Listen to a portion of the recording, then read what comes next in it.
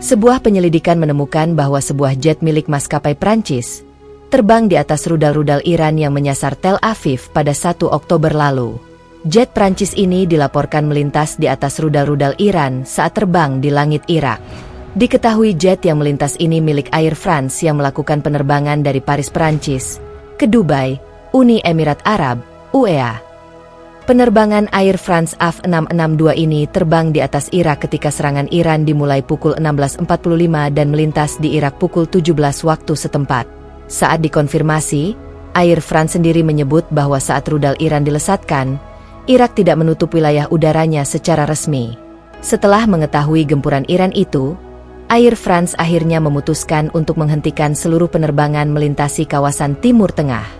Maskapai itu pun mengatakan sebenarnya jet-jetnya sudah menghindari wilayah udara Israel, Lebanon, dan Iran. Penerbangan AF662 juga terbang melalui koridor khusus yang digunakan oleh semua maskapai. Pilot Air France juga mengaku melihat rudal di langit malam dari kokpit. Sang pilot sudah diperingatkan oleh kontrol lalu lintas udara Irak agar beruntung dan tidak terkena rudal yang dilesatkan.